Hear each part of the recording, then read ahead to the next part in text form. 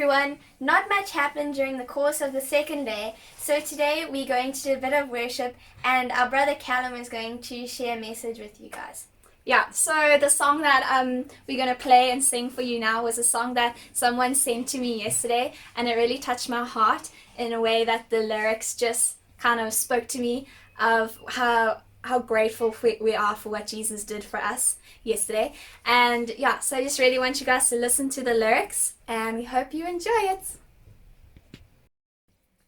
Okay, so the song's called Jesus Thank You by Sovereign Grace.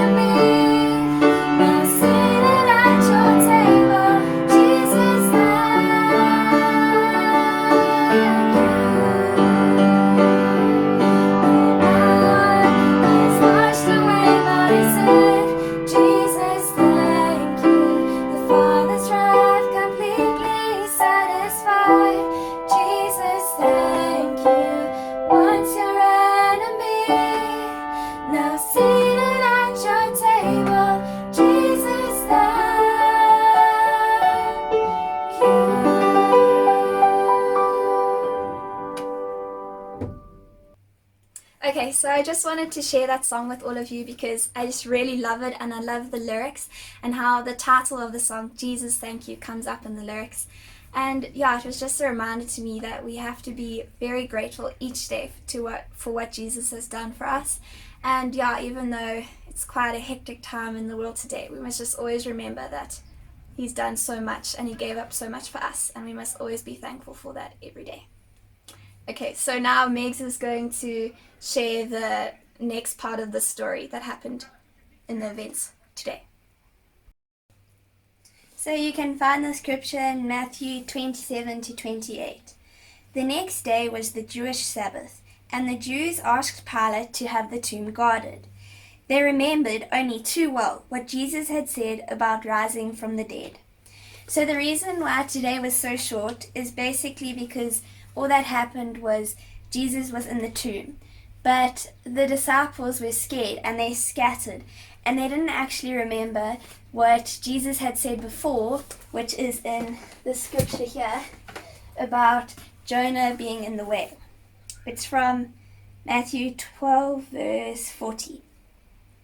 For as Jonah was 3 days and 3 nights in the belly of a huge fish, so the Son of Man will be 3 days and 3 nights in the heart of the earth. So that is basically saying that Jesus said, as Jonah was in the whale for 3 days and then he got spat out the whale, Jesus will be in the tomb for 3 days and then rise from the dead. So now Callum, my brother, will share a bit more later. Just as Jesus was in the tomb and the disciples were in mourning because they had forgotten what Jesus had told them, we can also tend to forget what God has told us. In Hebrews 13, verse 5-6, it says, For he himself, meaning God, has said, I will never leave you nor forsake you. So now we may boldly say, The Lord is my helper, I shall not fear. Yes, we are in hard times, and yes, we are scared of what the coronavirus is doing to the world, but we need to remember that God will never leave us and forsake us throughout all of this. We need to heed to these scriptures and remember what God has told us, and then we have nothing to fear, because we have a hope in God, and a God who loves us and cares for us at that. There's a beautiful poem, which a lot of people have heard before, but I think it's really relevant to us in this time. This poem is called Footprints. One night a man had a dream. He dreamed he was walking along the beach with the Lord. Across the sky flashed scenes from his life. For each scene, he noticed 2 sets of footprints in the sand, one belonging to him and the other to the Lord. When the last scene of his life flashed before him, he looked back at the footprints in the sand. He noticed that many times along the path of his life there was only 1 set of footprints, and he also noticed that it happened at the very lowest and saddest of the times. This really bothered him, and he questioned the Lord about it. Lord, you said to me that once I decided to follow you, you'd walk with me all the way. But I've noticed that during the most troublesome times of my life, there's only 1 set of footprints. I don't understand why, when I needed you most, you would leave me.